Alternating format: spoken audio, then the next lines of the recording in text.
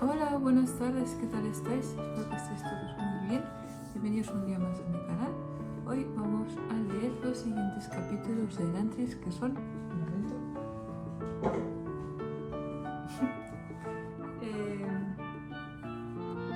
Son los capítulos 13, 14 y 15.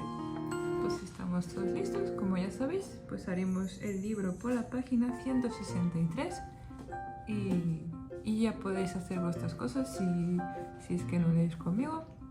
Y por lo que se quedan conmigo, pues a leer, empecemos. Espero que la lectura se os haga agradable y entretenida. Nos vemos al final del vídeo. Capítulo 13. Lo daré, dijo Vivena con firmeza. Se hallaba acompañada por los mercenarios, en casa de Lemex. Era el día después de haberse visto obligada a aceptar los alientos y había pasado la noche inquieta, dejando que los mercenarios y la enfermera se encargaran de deshacerse del cuerpo de Lemex. No recordaba haberse quedado dormida por el cansancio y la tensión del día, pero sí de haberse acostado a descansar un rato en el dormitorio de la planta superior. Cuando despertó, se sorprendió al ver que los mercenarios seguían allí. Al parecer, Parlin y ellos habían dormido abajo. La perspectiva de una noche no le había ayudado mucho con sus problemas. Todavía tenía todo aquel sucio aliento y seguía sin saber qué hacer en Elantris sin Lemex. Al menos con el aliento tenía una leve idea de qué hacer. Podía darlo. Estaban en el salón de Lemex. Como en la mayoría de los lugares de Elantén, la habitación estaba repleta de colores. Las paredes eran de finas tiras de madera parecidas al junco, manchadas de brillantes verdes y amarillo. Vivena advirtió que ahora veía los colores de manera más vibrante. Tenía un sentido del color extrañamente preciso. Podía dividir sus sombras y tonos, comprender por intuición cómo se acercaban cada color al ideal. Era como un tono perfecto para los ojos. Era muy difícil no ver belleza en los colores. Dent estaba apoyado contra la pared del fondo. Tong Fa estaba tumbado en un diván, bostezando de vez en cuando su pintoresco pájaro encaramado en su pie. Parlin había ido a montar guardia afuera. ¿Darlo, princesa?, preguntó Dent. El aliento. Estaba sentada en un taburete de la cocina en vez de en uno de los cómodos sillones o sofás. Saldremos a buscar a la gente desgraciada que ha sido violada por vuestra cultura y les han robado el aliento. Y les daré a cada uno de ellos un aliento. Dent dirigió una mirada a Tong Fa, quien simplemente bostezó. Princesa, dijo Dent, no se puede dar aliento uno a uno. Hay que darlo todo de una vez, incluyendo tu propio aliento, apuntó Tong Fa. Dent asintió. Eso te convertirá en una apagada. El estómago de Vivena dio un vuelco. La idea de perder no solo la nueva belleza y el color, sino su propio aliento, su alma, bueno, fue casi suficiente para volverle el pelo blanco. No, entonces olvidémoslo, dijo. Guardaron silencio. Ella podría despertar algo, advirtió Tong Fa, al pie y haciendo parlotear a su pájaro. Meter el aliento en un par de pantalones o algo así. Es buena idea, dijo Dent. ¿Qué implica eso?, preguntó Vivena. Te das vida a algo, princesa, explicó Dent. Un objeto inanimado. Eso absorbe parte de tu aliento y deja al objeto más o menos vivo. La mayoría de los despertadores lo hacen de manera temporal, pero no veo por qué no se puede dejar el aliento allí.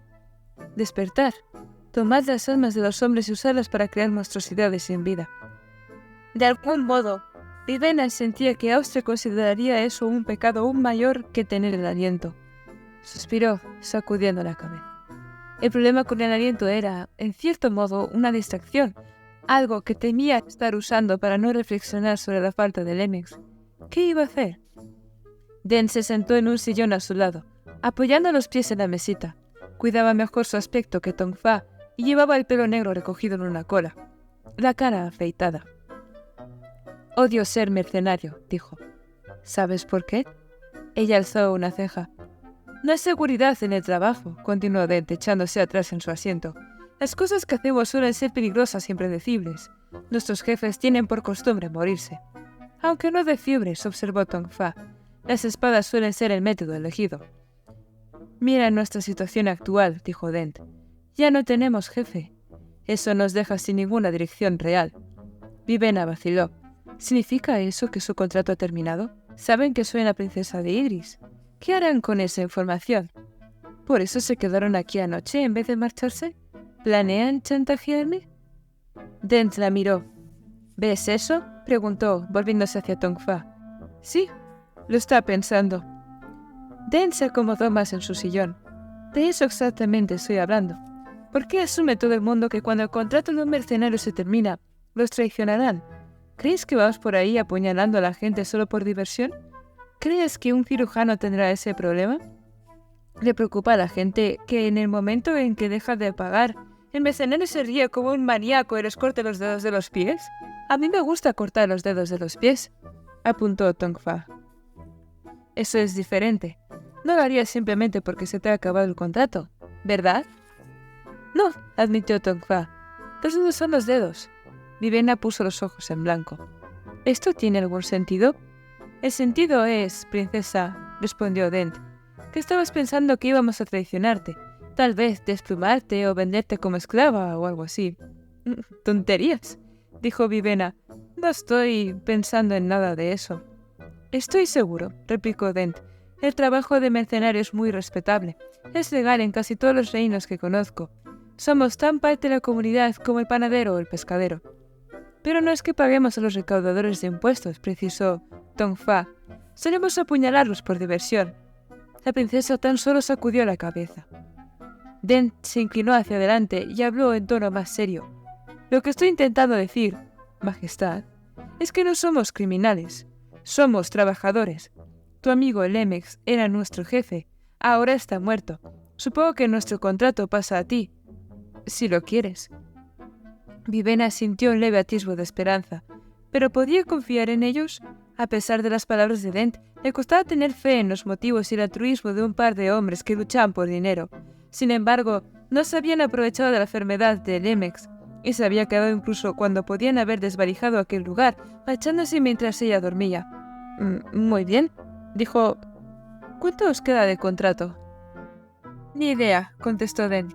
Joyas se encarga de esas cosas. ¿Joyas? El tercer miembro del grupo, dijo Tongfa. Está haciendo sus cosas. Vivena frunció el ceño. ¿Cuántos sois? Solo 3, respondió Dent. A menos que cuentes las mascotas, puntualizó Tongfa, haciendo equilibrar al pájaro en su pie. Volverá dentro de poco, dijo Dent. Se pasó anoche por aquí, pero estabas dormida. De todas formas, sé que nos quedan al menos pocos meses de contrato y nos pagaron la mitad por adelantado.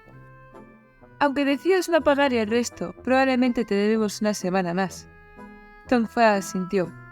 Así que si hay alguien a quien quieras matar, ahora es el momento. Vivena vaciló y Tongfa se echó a reír. Vas a tener que acostumbrarte a nuestro terrible sentido del humor, princesa, dijo Dent, suponiendo, claro, que vayas a conservarnos. Ya he dado a entender que os conservaré, dijo ella. Muy bien, pero ¿qué vas a hacer con nosotros? ¿Por qué has venido a la ciudad? Vivena no respondió de inmediatamente. No tiene sentido callarme, pensó. Ya saben el secreto más peligroso, mi identidad.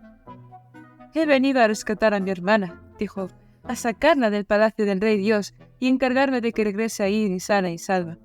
Los mercenarios guardaron silencio. Finalmente, Tongfa silbó. Ambiciosa, comentó, mientras su loro remendaba el silbido. Es una princesa, le recordó Dent. Tienden a serlo. Ciri no está preparada para tratar con Alandren, dijo Vivena, inclinándose hacia adelante. Mi padre la envió en mi lugar.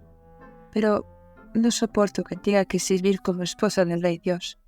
Por desgracia, si la cogemos y nos marchamos sin más, Alandren probablemente atacará a mi patria. Tenemos que hacerla desaparecer de un modo que no se atribuya a mi pueblo. Si es necesario, podemos cambiarme por mi hermana. Dent se rascó la barba. ¿Bien? Preguntó Vivena. Queda un poquito fuera de nuestra experiencia, dijo Dent. Lo nuestro normalmente es propinar tundas, dijo Tongfa. Dent asintió. O, al menos, impedir que las personas reciban tundas. Lemex nos contrató en parte solo como guardaespaldas. ¿Por qué no pidió un par de soldados de Indris para que lo protegieran? Dent y Tongfa intercambiaron una mirada. ¿Cómo podría expresarlo con delicadeza?, argumentó Dent. Princesa, tu Lemex estaba cesando dentro al rey para gastárselo en aliento. ¿Lemex era un patriota? Puede que sí, respondió Dent, pero incluso un buen sacerdote no está a salvo de guardarse unas monedas de cepillo, como si dijéramos.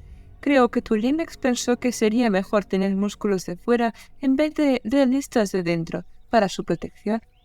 Vivena se calló. Le seguía resultando difícil imaginar que el hombre reflexivo, astuto y apasionado que aparecía en las cartas de Lemex fuera un ladrón. Sin embargo, también era difícil imaginar a Lemex conteniendo tanto aliento como obviamente tenía. Pero, César, ¿robar a la mismísima Idris? Siendo mercenario se aprende mucho, dijo Dent, acomodándose con las manos detrás de la cabeza. Luchas contra un montón de gente y te das cuenta de que empiezas a comprenderlos. Conservas la vida al adelantarte a ellos. La cosa es que la gente no es simple, ni siquiera los idrianos. Aburridos sí, observó Tong Fa, pero no simples. Tu Lennox estaba implicado en grandes proyectos, dijo Dent. Creo, sinceramente, que era un patriota. Hay muchas intrigas en marcha en esta ciudad, princesa.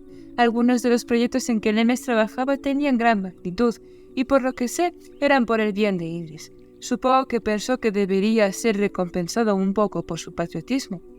Era un hombre amigable, por cierto, dijo Tong Fa. No quería molestar a tu padre, así que hizo unos cuantos cálculos por su cuenta, se dio un ascenso e indicó en sus informes que sus gastos eran más elevados de lo que en realidad eran. Vivena guardó silencio mientras asimilaba aquellas palabras. ¿Cómo podría alguien que robaba dinero a Idris ser también un patriota? ¿Cómo podía una persona fiel a Austria acabar con varios cientos de alientos biocromáticos? Sacudió tristemente la cabeza. He visto hombres que se situaban por encima de otros, y los he visto caer, citó para sí. Era una de las 5 visiones. No debería juzgar a Lemex, sobre todo ahora que estaba muerto. Esperad, dijo, mirando a los mercenarios. Habéis dicho que solo erais guardaespaldas. Entonces, ¿qué hacíais ayudando a Lemex con sus proyectos? Ambos hombres compartieron una mirada. Te dije que era lista, repuso Tong Fa. Es por no ser mercenaria. Somos guardaespaldas, princesa, dijo Dent. Sin embargo, no carecemos de ciertas habilidades. Podemos hacer que ocurran cosas. ¿Cosas? Dent se encogió de hombros. Conocemos gente. Es parte de lo que nos hace útiles. Déjame pensar en este asunto de tu hermana. Tal vez se me ocurra alguna idea. Es un poco como secuestrar. Cosa a la que no somos demasiado aficionados, dijo Tong Fa. ¿Lo hemos mencionado ya? Sí, contestó Vivena. Mal negocio. No hay dinero. ¿En qué proyectos estaba trabajando Lemex? No estoy exactamente seguro de conocerlos todos, advirtió Dent. Solo vimos piezas. Hacer encargos, preparar encuentros, intimidar a gente. Tenía algo que ver con trabajar para tu padre. Podemos averiguarlo si quieres. Ella asintió. Hacerlo. Dent se puso en pie. Muy bien, dijo. Pasó junto al diván de Tong Fa y dio un golpe en la pierna del hombretón, haciendo que el pájaro graznara. Vamos, Tong. Es hora de saquear la casa. Tong Fa bostezó y se sentó. Espera, dijo Vivena. ¿Saquear la casa?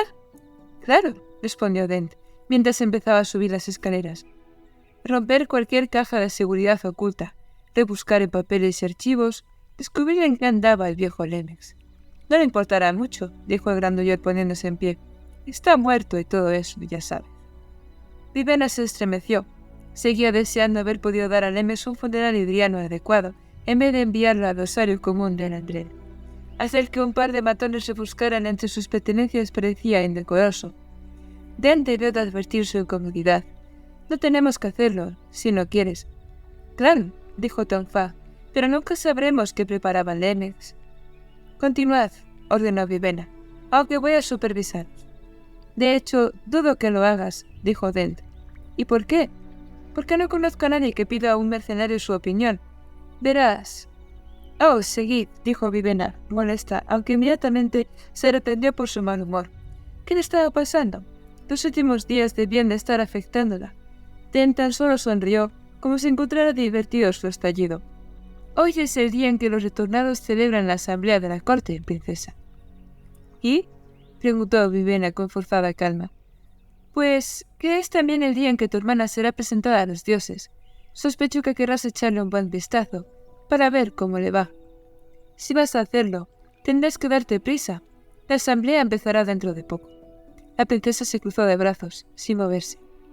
Me han instruido sobre todas esas cosas, Dent. La gente corriente no puede entrar en la asamblea. Si quieres ver los juicios, tienes que contar el beneplácito de uno de los dioses, ser enormemente influyente o tener suerte y ganar la lotería. Cierto, dijo él, apoyándose contra el pasamanos. Si conociéramos a alguien con suficientes alientos biocromáticos para ser considerado inmediatamente importante y por tanto ganar la entrada a la corte sin encontrarse con ninguna pega... Dent, dijo Tonfa. Hace falta tener al menos 50 alientos para ser considerado digno. Es un número altísimo. Vivena vaciló. ¿Y cuántos alientos tengo yo? Oh, unos 500 o así, dijo Dent. Al menos eso decía Nemex. Y lo creo. Después de todo, haces que brille la alfombra. Ella bajó la mirada y vio por primera vez que estaba creando una zona de color aumentado a su alrededor. No era muy fuerte, pero se notaba. Será mejor que te pongas en marcha, princesa, dijo Dent, mientras continuaba subiendo las escaleras. O llegarás tarde. Ciri estaba sentada, nerviosa, rubia de emoción, tratando de contenerse mientras las criadas la peinaban. La celebración de la boda, designación que le parecía inadecuada en este caso, había terminado por fin. Ahora tocaba su presentación formal ante los dioses de Alandren. Probablemente estaba demasiado nerviosa. No había pasado tanto tiempo. Sin embargo, la perspectiva de salir por fin, aunque solo fuera para asistir a la corte, casi la mareaba. Por fin podría relacionarse con alguien aparte de sacerdotes, escribas y criados. Por fin conocería a algunos de los dioses de los que tanto había oído hablar. Además, el rey dios estaría en la presentación. Las únicas veces que habría podido verlo, durante sus sesiones de miradas nocturnas, él estaba envuelto en sombras. Ahora, al menos, lo vería a la luz. Sonrió, examinándose en el gran espejo. Las criadas le habían arreglado el pelo de una manera sorprendentemente intrincada, parte trenzada, el resto suelto. Habían atado varios lazos a las trenzas y también los habían prendido el pelo suelto. Los lazos titilaron cuando volvió a la cabeza. Su familia se habría sentido mortificada ante aquellos ostentosos colores. Ciri sonrió con malicia, haciendo que su pelo se volviera un poco más dorado y brillante para que contrastara mejor con los lazos. Las mujeres sonrieron, satisfechas, y un par de ellas dejaron escapar contenidos como «¡Oh!» ante la transformación. Ciri se reclinó en su asiento, las manos en el regazo, para elegir los vestidos para su aparición ante la corte. Eran prendas elegantes, no tan complejas como las que llevaba al dormitorio, pero más formales que las que usaba cada día. Los sacerdotes y criadas vestían de rojo. Eso hizo que Ciri quisiera elegir otro color. Al final se decidió por el dorado, y señaló 2 vestidos de dicho tono, haciendo que las mujeres se acercaran para estudiarlos de cerca. Por desgracia, mientras lo hacía, las mujeres cogieron otros 3 vestidos dorados de un amarillo rodeante en el pasillo. Ciri suspiró. Era como si quisieran impedir una elección razonablemente simple. Odiaba ver tantos modelos desaparecer cada día. Si tan solo hizo una pausa. ¿Podría probármelos todos? Las criadas se miraron unas a otras, un poco confundidas. Asintieron, transmitiendo con sus expresiones un sencillo mensaje. «Claro que puedes». Ciri se sintió como una tonta, pero Nidris nunca había tenido la oportunidad de elegir antes. Sonrió, se puso en pie y dejó que le quitaran la bata y luego la vistieran con el primero de los atuendos, cuidando de no despeinarla. Se miró en el espejo y advirtió que el escote era bastante pronunciado. Estaba dispuesto a soportar el color, pero la cantidad de carne que las alantenses mostraban le seguía pareciendo escandalosa. Asintió dejando que le quitaran el vestido. Luego le pusieron el siguiente, uno de 2 piezas con el corsé por separado. Cuando terminaron, Ciri se miró en el espejo. Le gustaba, pero quería probarse también los otros. Así que después de darse la vuelta a inspeccionar la espalda, asintió y pasó al siguiente. Era una frivolidad. Pero, ¿por qué le preocupaba tanto ser frívola? Su padre no estaba presente para mirarla con aquella cara severa y ceñuda. Vivena estaba a un reino entero de distancia. Ciri era la reina del pueblo de Alandren. ¿No debería intentar aprender sus costumbres? Sonrió ante la ridícula justificación, pero se probó el siguiente vestido de todas formas.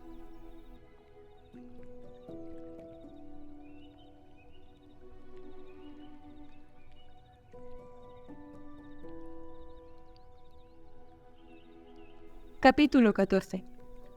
Está lloviendo, observó Sonderud. Muy astuto, divina gracia, dijo Yarimar, que caminaba junto a su dios.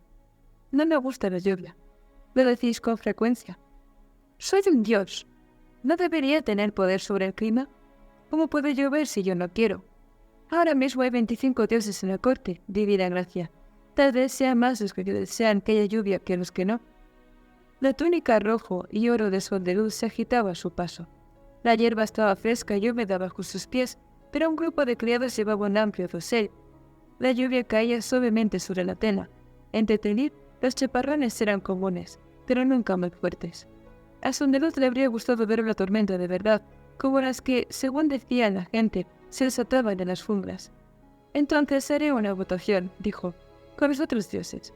A ver cuántos de ellos querían que lloviera hoy. Si así lo queréis, divina gracia, no demostrará gran cosa. Demostrará de quién es la culpa. Y si resulta que la mayoría de nosotros quiere que deje de llover, tal vez se inicia una crisis teológica. Yarimar no parecía molesto por la idea de un dios que trataba de socavar su propia religión. Divina gracia, dijo, os aseguro que nuestra doctrina es bastante sana. ¿Y si los dioses no quieren que llueva, pero sigue haciéndolo? ¿Os gustaría que hiciera sol todo el tiempo, divina gracia? Sondeluz se escogió de hombros. ¡Claro! ¿Y los granjeros? Sin la lluvia, sus cosechas se estropearían. Puede llover sobre las cosechas, dijo Sondeluz. No en la ciudad. Unas cuantas pautas climatológicas selectivas no deberían ser algo difícil para un dios. La gente necesita agua para beber, divina gracia. Es necesario limpiar las calles. Y las plantas de la ciudad, los hermosos árboles, incluso esta hierba sobre la que os gusta caminar, morirían si no lloviera. Bueno, yo podría desear que siguiera viviendo. Y eso es lo que hacéis, divina gracia. Vuestra alma sabe que la lluvia es lo mejor para la ciudad, y por eso llueve, a pesar de lo que piense vuestra conciencia. Sondeluz frunció el ceño. Con ese argumento, podrías decir que cualquiera es un dios, Yarimar. Cualquiera no regresa de la muerte, ni tiene el poder de curar a los enfermos, y desde luego tampoco vuestra habilidad de ver el futuro. Buenos argumentos, pensó Sondeluz, mientras se acercaba al anfiteatro. La gran estructura circular se encontraba al fondo de la corte de los dioses, fuera del anillo de palacios que rodeaba el patio. La comitiva entró, sujetando todavía el dosel rojo por encima del dios, y se internaron en el patio cubierto de arena. Luego subieron por una rampa hasta la sala de asientos. El anfiteatro tenía 4 filas de asientos para la gente corriente, bancos de piedra que alojaban a los ciudadanos de Tetenir que eran favorecidos, afortunados, o lo bastante ricos para entrar en la sesión de la asamblea. Las zonas superiores estaban reservadas para los retornados. Aquí, lo bastante cerca para oír lo que se decía en el ruido de arena, pero lo bastante lejos para permanecer apartados. Se hallaban los palcos, tallados en piedra, con adornos. Eran bastante grandes para dar cabida al séquito entero de un dios. Sondeluz vio que varios de sus padres habían llegado ya, identificados por los doseles de colores que asomaban por encima de los palcos. Bendicevidas estaba allí, igual que Mecestrella. Pasaron junto al palco vacío reservado habitualmente para Sondeluz y rodearon el anillo y se acercaron a un palco rematado por un pabellón verde.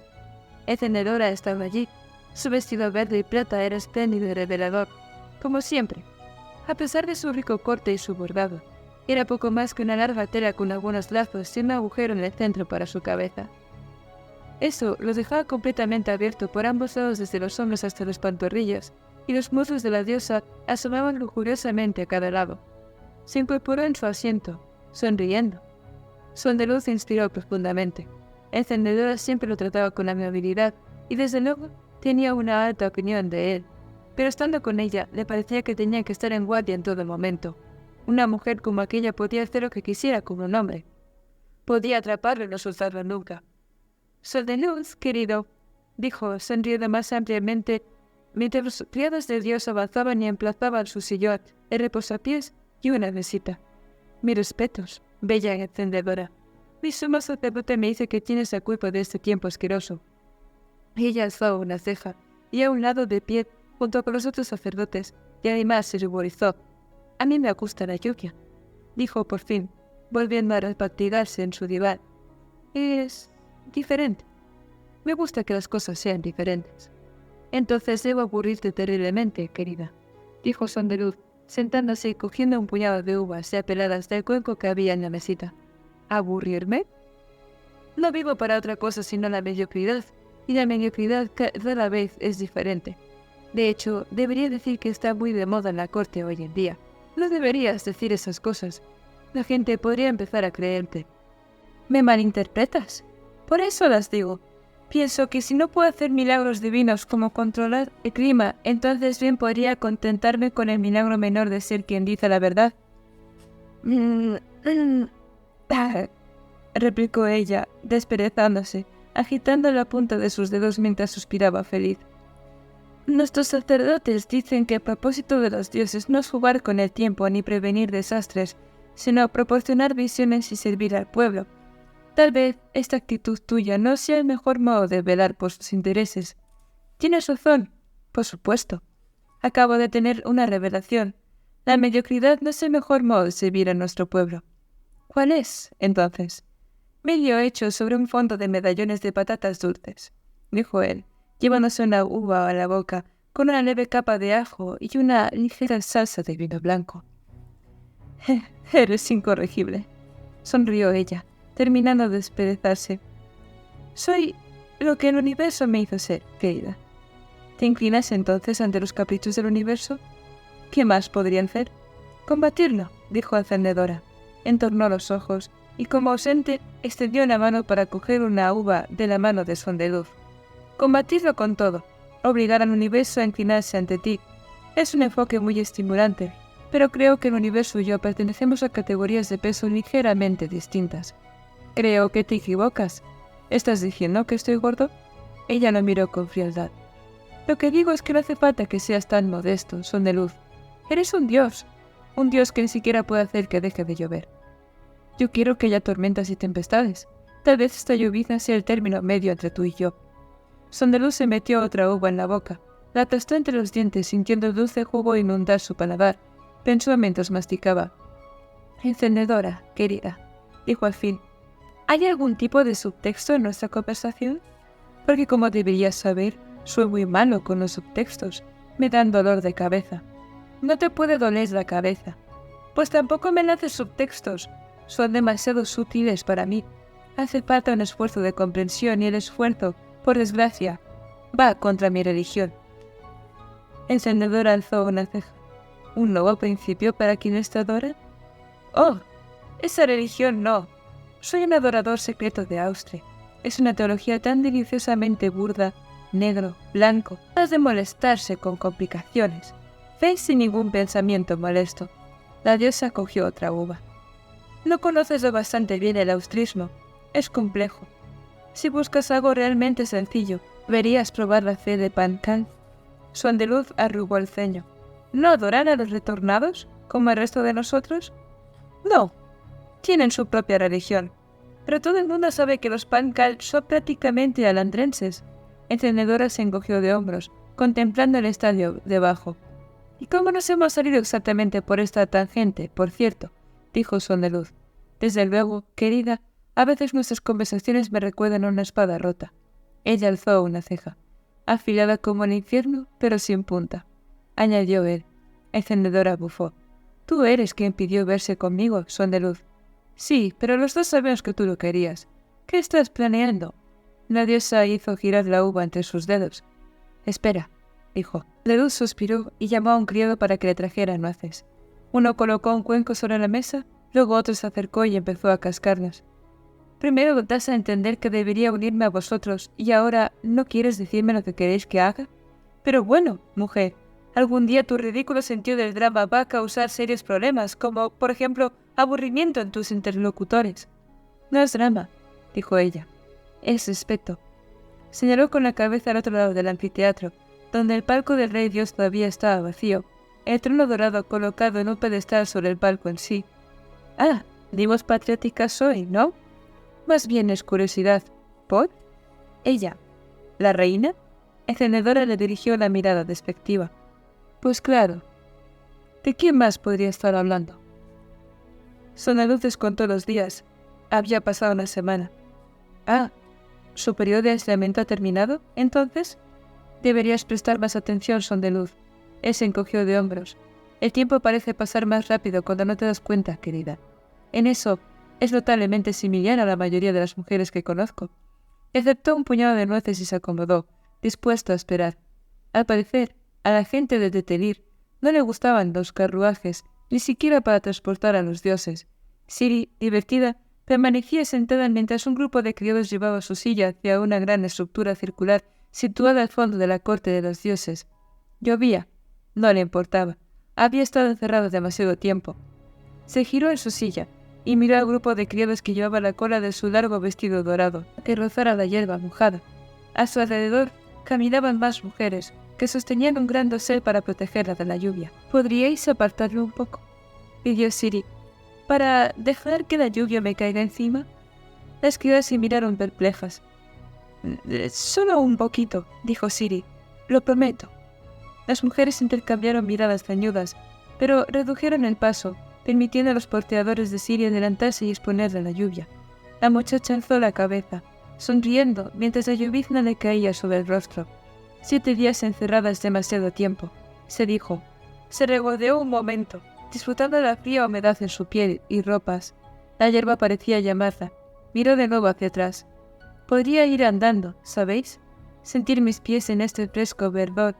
Las criadas parecieron muy incómodas ante esa idea. «Oh no», dijo Ciri, dándose la vuelta mientras las mujeres apretaban el paso, cubriendo de nuevo el cielo con su dosel. Caminar era probablemente mala idea, considerando la larga cola de su vestido. Había acabado por elegir un modelo mucho más atrevido que ningún otro que hubiera llevado jamás. Tenía un curioso diseño que cubría la parte delantera de sus piernas con una breve falda, pero llegaba hasta el suelo por detrás. Lo había escogido en parte por la novedad, aunque se ruborizaba cada vez que pensaba en cuánta pierna mostraba. Pronto llegaron al anfiteatro, y los porteros la llevaron hasta arriba.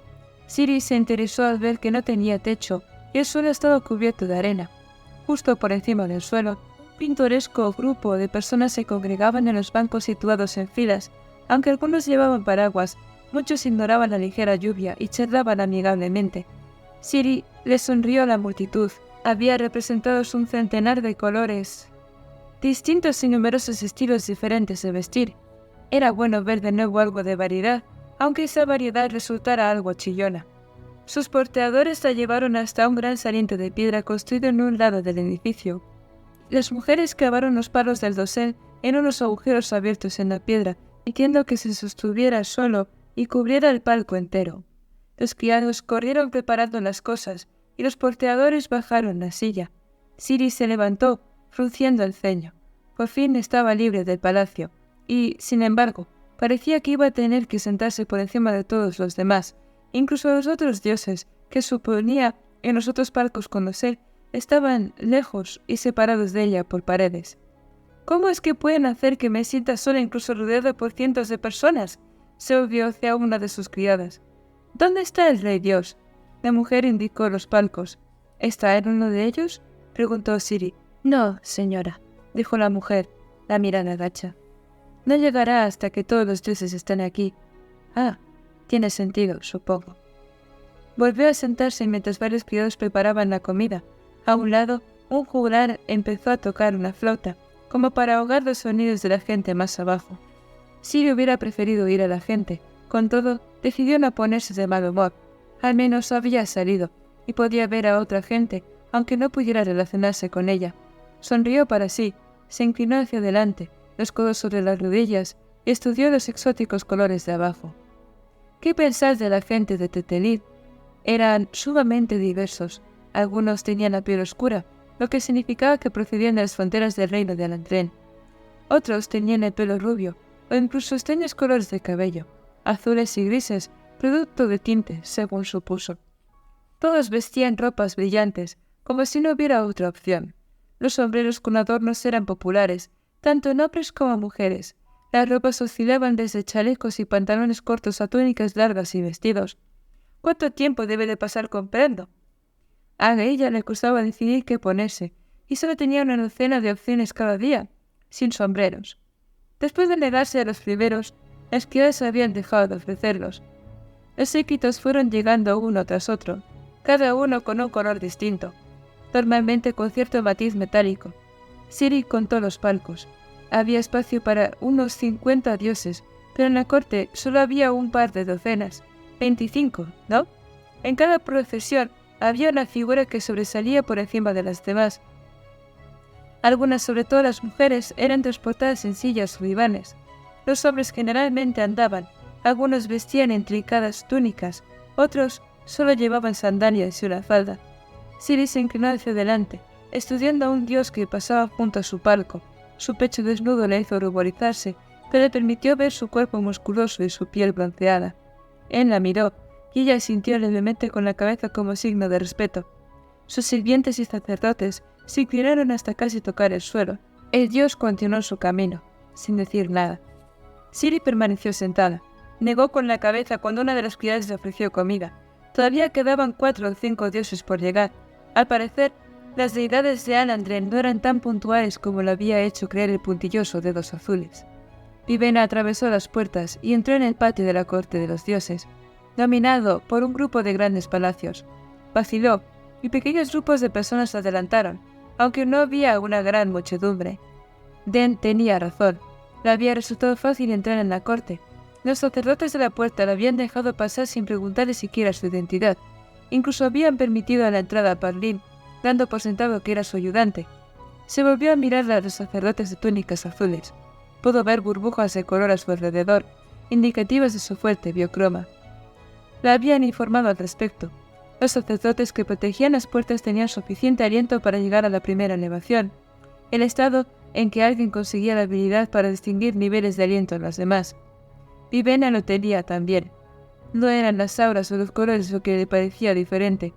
De hecho, la habilidad de distinguir alientos era parecida al tono perfecto que había conseguido. Otros oían los mismos sonidos que ella, pero Vivena tenía la capacidad de distinguirlos y separarlos. Vio lo cerca que estaba una persona de uno de los sacerdotes antes de que los colores aumentaran, y vio exactamente cómo estos tonos se volvían más intensos. La información le hizo saber instintivamente que todos los sacerdotes pertenecían a la primera elevación. Parlin tenía un aliento.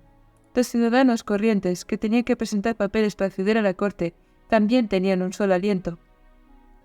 Vivena podía notar lo fuerte que era ese aliento, y si la persona estaba enferma o no.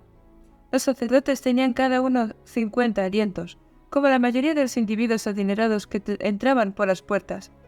Un buen número tenía al menos 200 alientos, suficientes para la segunda elevación, y el tono perfecto que ésta garantizaba. Solo un par tenían más alientos que Vivena, que había llegado hasta la tercera elevación, y la perfecta percepción del color que concedía. Dejó de estudiar a la multitud. Le habían informado de las elevaciones, pero nunca había esperado experimentarlas de primera mano. Se sentía sucia, sobre todo porque los colores eran preciosos.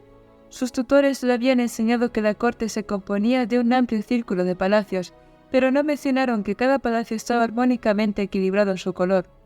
Cada uno era una obra de arte, utilizando sutiles gradaciones de color que la gente normal no podría apreciar. Se alzaban en un césped perfecto, de un verde uniforme, recortado cuidadosamente sin ningún camino ni sendero. Vivena lo pisó, con Parlin a su lado, y sintió la urgencia de quitarse los zapatos y caminar descalza por la hierba húmeda. Eso no sería nada adecuado, así que reprimió el impulso. La llovizna estaba empezando a remitir por fin, y Parlin bajó el paraguas, que había comprado para mantenerlos a ambos secos. «Bueno, esto es», dijo sacudiendo el paraguas, «la corte de los dioses». Vivena asintió. «Buen lugar para que las ovejas pasten». «Lo dudo», dijo ella en voz baja. Parlin frunció el ceño.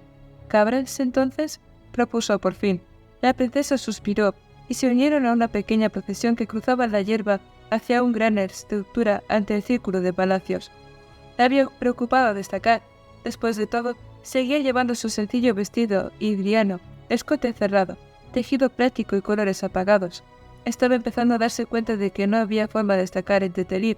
La gente a su alrededor llevaba una sorprendente variedad de vestidos que hicieron preguntarse quién tenía imaginación para diseñarlos. Algunos eran tan modestos como los de Vivena, y otros incluso tenían colores apagados, aunque estos habitualmente tenían por contraste brillantes pañuelos o sombreros. La modestia en el diseño y el color no estaba de moda, pero no era inexistente. Todo es cuestión de llamar la atención, pensó. Los colores blancos y desvaídos son una reacción contra los colores brillantes. Pero como todo el mundo intenta con tanto énfasis parecer distinto, nadie lo es.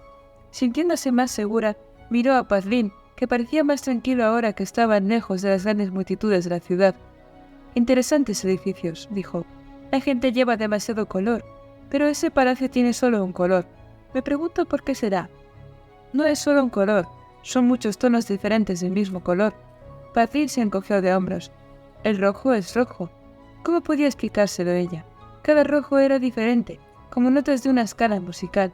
Las paredes eran de rojo puro. Las tejas, las columnas y otros adornos eran de tonos ligeramente distintos, cada uno diferente e intencionado. Las columnas, por ejemplo, formaban 5 grados de rojo, armonizando con el tono básico de las paredes. Era como una sinfonía de tonos. El edificio, obviamente, había sido construido para una persona que había conseguido la tercera elevación, de que solo una persona así podría ver la resonancia ideal. Para los demás, bueno, era solo una mancha de rojo. Dejaron atrás el Palacio Rojo y se dirigieron al anfiteatro. La diversión era un elemento central en las vidas de los dioses de Alandren. Después de todo, no podía esperarse que los dioses hicieran nada útil con su tiempo. A menudo se divertían en sus palacios o en los jardines, pero para eventos particularmente grandes estaba el anfiteatro, que también servía como emplazamiento para los debates legislativos. Hoy, los sacerdotes discutirían para diversión de sus deidades. Vivena y Pardín esperaron su turno mientras la gente se congregaba en la entrada del anfiteatro. Ella se volvió a mirar otra puerta, preguntándose por qué no la utilizaba nadie. La respuesta quedó clara cuando se acercó a una figura. Iba rodeado de sirvientes, algunos cargando un dosel. Todos iban vestidos de azul y plata, igual que su líder, quien se alzaba una buena cabeza por encima de los demás. Desprendía un aura biocromática como Vivena no había visto jamás, aunque es cierto, solo había pocas horas que podía verlas. Su burbuja de color aumentado era enorme, se extendía casi 10 metros. Para sus sentidos ampliados de la primera elevación, el aliento del dios era infinito. Por primera vez, pudo ver que había algo diferente en los retornados.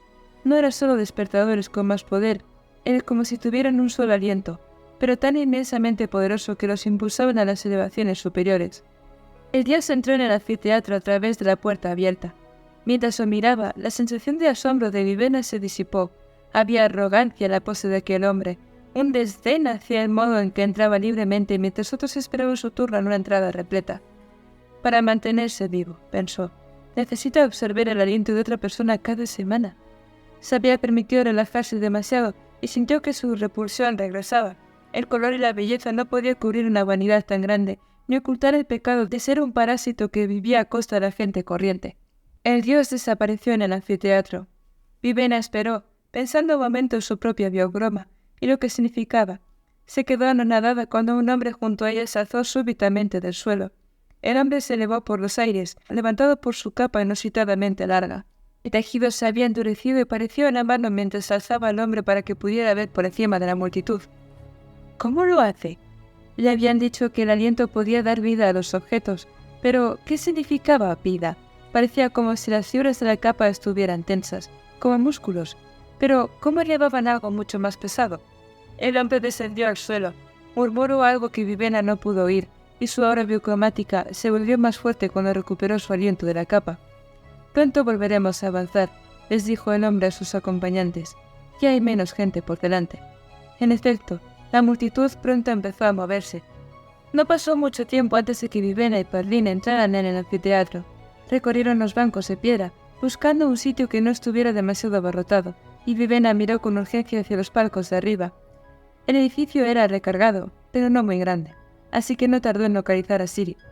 Cuando lo hizo, se le cayó el alma a los pies. «¡Mi hermana!», pensó con un escalofrío. «¡Mi pobre hermana!». Siri iba vestida con un escandaloso atuendo dorado que no le llegaba ni a las rodillas. También lucía un escote muy pronunciado. Su cabello, que incluso ella debería haber sido capaz de mantener de un tono castaño oscuro, mostraba un amarillo dorado de diversión y tenía entrelazados lazos rojo oscuro. La atendían docenas de sirvientes. «¡Mira lo que han hecho!», susurró Vivena. «Debe de estar aterrorizada, la pobre, al verse obligada a vestir una cosa así, en el pelo de un color a fuego con su ropa. Obligada a ser esclava del rey dios». Pardín apretó los dientes. No se enfadaba a menudo, pero Vivena percibió que ahora sí lo estaba. Ella sentía lo mismo. Siri estaba siendo explotada. La mostraban y la exhibían como si fuera una especie de trofeo. Parecía una declaración que podían coger a una casta inocente mujer de Idris y hacer con ella lo que se les antojara. «Lo que estoy haciendo está bien», pensó Vivena con creciente determinación. «Venir a Anadryn fue lo mejor. Puede que Demex esté muerto, pero yo tengo que continuar. Tengo que encontrar un modo de salvar a mi hermana». «¿Vivena?», dijo Padrín. «¿Por qué empieza a postrarse todo el mundo?» Siri jugueteaba con una borla de su vestido. El último dios estaba sentándose en su palco. «Con este hacen 25», pensó. «Ya deben de estar todos». De repente, el público empezó a ponerse en pie y luego a arrodillarse. Siri se levantó para mirar ansiosa. ¿Qué se estaba perdiendo? ¿Había llegado el rey dios? ¿O era otra cosa? Incluso los dioses se habían arrodillado, aunque no se postraron como los mortales. Todos parecían hacer una reverencia hacia Siri. ¿Es algún tipo de saludo ritual hacia su nueva reina? Entonces lo vio. Su vestido explotó de color. La piedra a sus pies ganó lustre y su misma piel se hizo más vibrante. Delante de ella, el cuenco blanco empezó a brillar y pareció estirarse hasta que el color blanco se dispersó en los colores del arco iris. Una criada arrodillada le tiró a Siri de la manga. «Señora», susurró la mujer, «detrás de ti». Capítulo 15. Conteniendo la respiración, Siri se dio la vuelta y se lo encontró detrás, aunque no tenía ni idea de cómo había llegado. No había ninguna entrada trasera por allí, solo la pared de piedra. Iba vestido de blanco. Ella no esperaba eso. Algo en su biocroma hacía que el blanco puro se dispersara como había visto antes, rompiéndose como la luz a través de un prisma. Ahora, a la luz del día, pudo verlo por fin adecuadamente. Sus ropas parecían irradiar un arco iris a su alrededor. Y era joven, mucho más de lo que habían sugerido sus encuentros a oscuras. Supuestamente llevaba décadas reinando en Anadryn, pero aquel hombre parecía no tener más de 20 años. Lo miró asombrada, la boca ligeramente abierta, y cualquier palabra que hubiera intentado decir se esfumó. Aquel hombre era un dios. El mismo aire se distorsionaba a su alrededor. ¿Cómo podía no haberlo visto? ¿Cómo podía haberlo tratado como lo había hecho? Se sentía como una idiota. Él la miró con expresión neutra e ilegible, el rostro tan controlado que le recordó a Vivena. Ella no habría sido tan beligerante. Habría merecido casarse con una figura tan majestuosa. La criada susurró algo, tirando de nuevo del vestido de Siri. Con retraso, ella se arrodilló sobre la piedra, la larga cola de su vestido aleteando suavemente al viento tras ella. Encendedora se arrodilló obediente sobre su cojín. Sondeluz, sin embargo, permaneció de pie, contemplando al otro lado del estadio a un hombre a quien apenas distinguía. El rey dios iba vestido de blanco, como hacía a menudo, para causar un efecto dramático. Al ser el único ser que había alcanzado la 10ª elevación, tenía un aura tan fuerte que podía absorber color incluso de algo incoloro. Encendedora miró a Sondeluz. «¿Por qué nos arrodillamos?», preguntó él. «Es nuestro rey», susurró la diosa. «Arrodíllate, idiota. ¿Qué sucederá si no lo hago? No pueden ejecutarme. Soy un dios. ¿Es perjudicar nuestra causa?» «¿Nuestra causa?», pensó Sondeluz. ¿Una reunión y ya forma parte de sus planes? Sin embargo, no era tan necio para ganarse necesariamente la ira del rey dios. ¿Por qué arriesgar aquella vida perfecta con sirvientes que cargaban su silla a través de la lluvia y le cascaban las nueces? Se arrodilló sobre su cojín. La superioridad del rey dios era arbitraria, tanto como la divinidad de Sondeluz. Ambas formaban parte de un grandioso juego de pretensiones. Pero había descubierto que las cosas imaginarias eran a menudo lo único que tenía verdadera sustancia en la vida.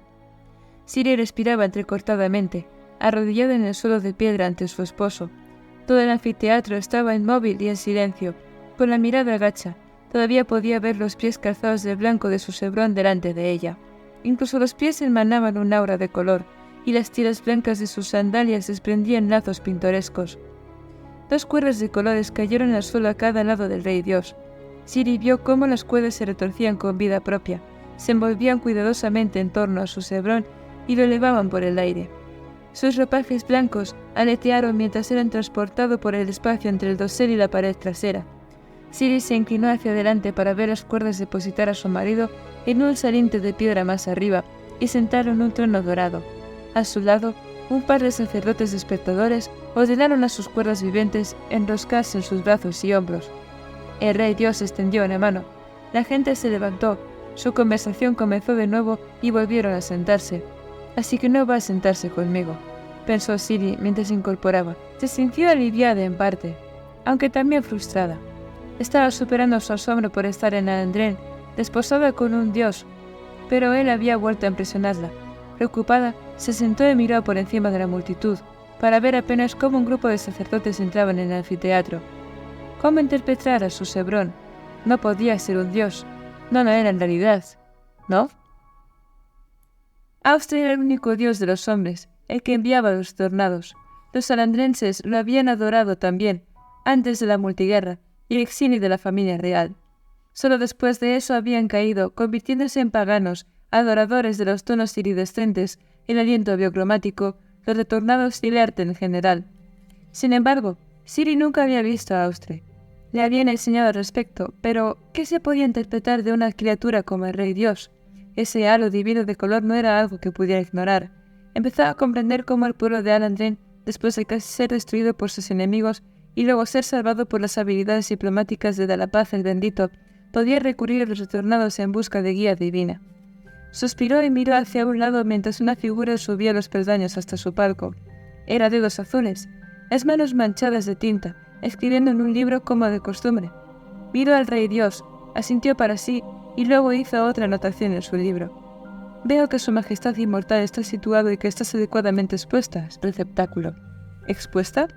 Por supuesto, ese es el motivo principal de tu visita. Los retornados no tuvieron muchas oportunidades de verte cuando llegaste. Ciri se estremeció, tratando de mantener una postura decorosa. ¿No deberían estar prestando atención a los sacerdotes de ahí abajo? En vez de estudiarme a mí, quiero decir.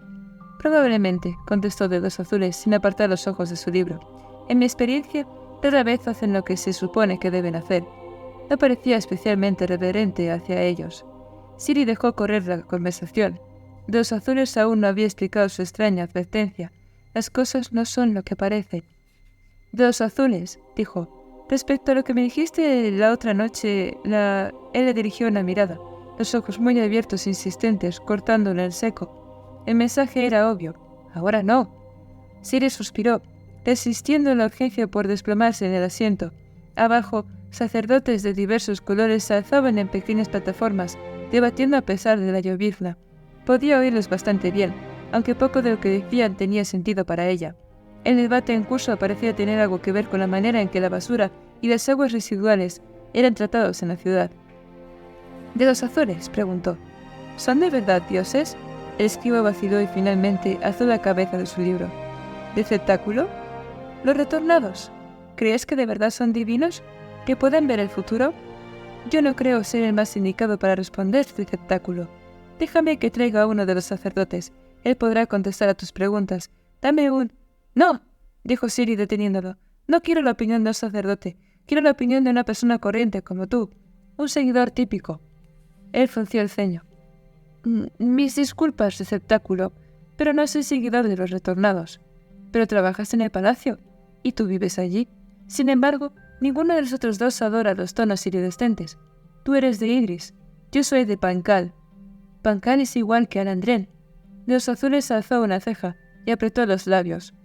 Lo cierto, receptáculo, es que son bastante distintos. Pero os gobierna el Rey Dios. Podemos aceptarlo como rey sin adorarlo como nuestro Dios. Es uno de los motivos por los que soy mayordomo en palacio en vez de sacerdote. Sus túnicas, pensó Ciri. Tal vez por eso siempre va de marrón. Se volvió a mirar a los sacerdotes en sus pedestales en la arena. Cada uno vestía un grupo distinto de colores, cada uno representando, supuso, un retornado diferente. Entonces, ¿qué piensas de ellos? Buena gente, pero equivocados. Un poco lo que pienso de ti, receptáculo. Ella lo miró. Dedos Azules, sin embargo, había vuelto a su libro. No era el hombre más fácil con quien mantener una conversación. Pero, ¿cómo explicas el resplandor del Rey Dios? Biocroma, dijo el hombre, todavía escribiendo, como si no le molestaran sus preguntas. Obviamente era un hombre acostumbrado a ser interrumpido. Los demás retornados no convierten el blanco en colores como hace él, ¿no? No, no lo hacen, pero, claro, tampoco tienen el aliento que tiene él. Así que es distinto, concluyó Ciri. Porque nació con más. No nació receptáculo. El poder del Rey Dios no deriva de la biocroma heredada de ser un retornado. En eso es idéntico a los demás. Sin embargo, tiene algo más. La luz de la paz lo llaman. Un concepto curioso para un tesoro de aliento que se cuenta por decenas de miles. ¿Decenas de miles?, pensó Siri. ¿Tantos?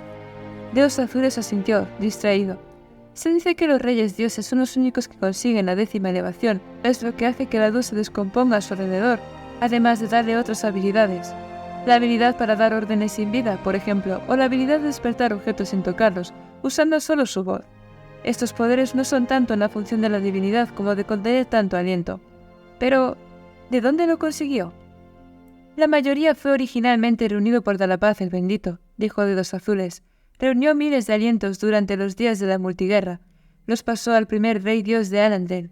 Esa herencia ha sido transferida de padre a hijo durante siglos y ha sido aumentada, de que cada rey dios recibe 2 alientos por semana, en vez del aliento semanal que reciben los otros retornados. «Oh», dijo Siri, sentándose y sintiéndose extrañamente decepcionada por la reciente noticia. Su Sebrón no era un dios, era simplemente un hombre con mucha más biocroma de lo normal. Pero, ¿y los propios retornados? Volvió a cruzarse de brazos todavía preocupada. Nunca se había visto obligada a analizar objetivamente lo que creía. Austre era simplemente, bueno, Dios. No cuestionas a la gente cuando hablan de Dios. Los retornados eran usurpadores que habían expulsado de Alandren a los seguidores de Austre, no auténticas deidades. Sin embargo, eran tan majestuosos. ¿Por qué había sido expulsada la familia real de Alandren? Ella conocía la historia oficial que se enseñaba en Idris, que la realeza no había apoyado los conflictos que condujeron a la multiguerra. Por eso, el pueblo se rebeló contra ellos. Esa revuelta fue liderada por Kalaz el usurpador. Kalaz. Aunque Siri había evitado la mayoría de sus lecciones, incluso ella conocía las historias de ese hombre. Era el que había dirigido al pueblo de Alandren a la herejía de criar sin vidas. Había creado un poderoso ejército de criaturas como nunca se habían visto en la Tierra. Las historias decían que los sin vidas de Kalaz eran más peligrosos, nuevos y distintos, terribles y destructivos. Fue derrotada en última instancia por Dalapaz, que había acabado con la multiguerra a través de la diplomacia. Las historias decían que los ejércitos de Kalaz estaban todavía ahí fuera, en alguna parte, esperando el momento para atacar y destruir de nuevo. Siri sabía que esa historia era solo una leyenda contada a la luz de las hogueras, pero seguía dándole escalofríos pensar en ella. De cualquier forma, Dalapaz se había hecho con el control y detenido a la multiguerra. Sin embargo, no había devuelto a Alandren a sus legítimos gobernantes. Las historias de Idris hablaban de traición. Los monjes hablaban de herejías que estaban demasiado arraigadas en Alandren. Sin duda, el pueblo de Alandren tenía su propia versión de la historia. Ver a los retornados en sus palcos hizo dudar a Siri. Un hecho estaba claro. Las cosas en Alandren eran mucho menos terribles de lo que le habían enseñado. Vivena se estremeció horrorizada mientras la gente con sus coloridos ropajes se rodeaba. «Y las cosas son peores que lo que decían mis tutores», decidió, rebulliéndose en su asiento. Parvin parecía haber perdido gran parte de su nerviosismo por verse en medio de semejante multitud. Estaba concentrado en los sacerdotes que debatían en el anfiteatro. Ella seguía sin poder decidir si el aliento que contenía era horrible o maravilloso. Gradualmente estaba empezando a comprender que era horrible por lo maravilloso que parecía. Cuanto más gente la rodeaba, más abrumada se sentía por la percepción que de ella le amplificaba el aliento. Sin duda, si Parvin pudiera ver la magnitud total de todos esos colores, no se miraría tan boquiabierto a las vestimentas. Sin duda, si pudiera sentir a la gente, se sentiría acorralado como se sentía ella, incapaz de respirar. Ya es suficiente, decidió. He visto a Siri y sé qué han hecho con ella. Es hora de irnos. Se dio la vuelta para marcharse y se detuvo. Había un hombre de pie 2 filas más atrás, mirándola. Normalmente ella no le habría prestado atención. Vestía unos ajados ropajes marrones, desgarrados en algunas partes, y unos pantalones anchos atados a la cintura por una sencilla cuerda. Su vello facial estaba a medio camino entre la barba y el descuido. Iba despeinado y el pelo le llegaba hasta los hombros, y creaba una burbuja de color a su alrededor, tan brillante que tenía que ser de la 5ª elevación. La estaba observando. La miraba a los ojos, y la princesa tuvo de pronto la súbita y horrorosa sensación de que él sabía exactamente quién era ella. Retrocedió. El extraño no le quitaba los ojos de encima. Se agitó, echó atrás su capa y reveló una gran espada de negra empuñadura al cinto. Poca gente en Arundel portaba armas. A ese hombre no parecía importarle. ¿Cómo había conseguido introducirlo en la corte? La gente que tenía los dados le dejó espacio, y Vivena había jurado que podía percibir algo en aquella espada, como si oscurecieran los colores, o los hiciera más fuertes. Convertía los pardos en marrones, los rojos en marrones, los azules en casi negros, como si tuviera su propio biocroma. Parlin, dijo con más brusquedad de lo que pretendía. Nos marchamos, pero... Ahora, dijo Vivena, volviéndose y echando a andar. Sus recientes hallados sentidos biocromáticos le informaron que el hombre la seguía mirando. Ahora que se daba cuenta, comprendía que sus ojos eran lo que le había hecho sentirse tan incómoda. Los tutores me hablaron de esto, pensó mientras se dirigía a una de las salidas. El sentido vital, la habilidad para saber cuándo hay otra gente cerca y cuándo te están observando. Todo el mundo lo posee en cierto grado. La biocroma lo amplía. En cuanto entraron en el pasadizo, la sensación de ser observada desapareció, y Vivena dejó escapar un suspiro de alivio. No comprendo por qué quieres marcharte, dijo Parlin. Hemos visto lo que nos hacía falta. Supongo, pero pensaba que querías escuchar lo que estaban diciendo los sacerdotes sobre Idris. Vivena se detuvo. ¿Qué? Parlin frunció el ceño, levemente inquieto. Creo que van a declarar la guerra. ¿No tenemos un tratado? ¡Santo Dios de los colores!, pensó Vivena, dándose media vuelta y corriendo de vuelta hacia el anfiteatro. Y hasta aquí por hoy.